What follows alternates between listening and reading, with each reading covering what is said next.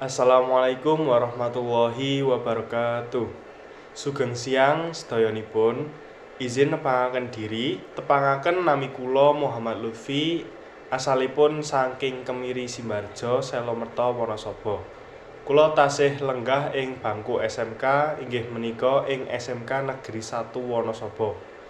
Kelas 11 jurusan Rekayasa Perangkat Lunak.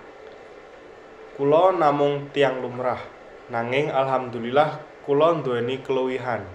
Inggih menika kula saged ngrampungaken masalah kaliyan logika. Saged mandiri lan disiplin, uga jujur serta saged nyambut damel kaliyan tiyang sanes. Ing jurusan RPL menika, kula unggul dhateng sak kanca-kancanipun. Unggul ing pamikiran, logika, lan tlatos wekdal ngerjakaken ayahan. Kula estu tiyang lumrah lan gadah kathah kekiranganipun.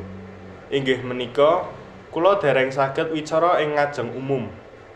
Dereng saged mbagi wekdal, dereng saged pitados diri, dereng saged mbagi kebutuhan diri, saha tasih enten raos keset sekedhik.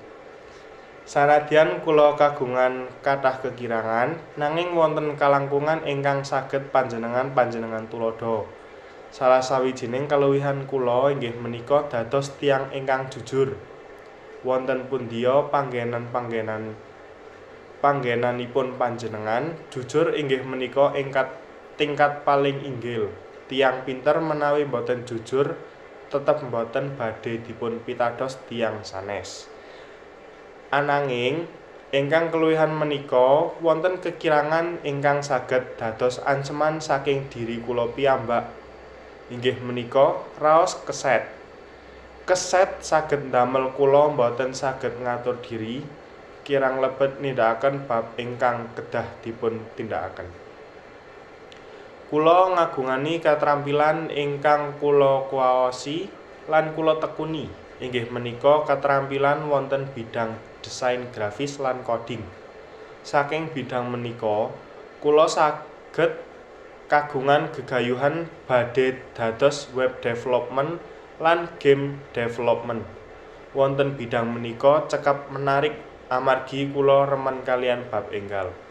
Matur nuwun wekdal ingkang dipun paringaken kagem kula, kirang wiyosipun nyuwun agunging pangapunten. Kula Muhammad Lutfi pamit undur diri. Wassalamualaikum warahmatullahi wabarakatuh.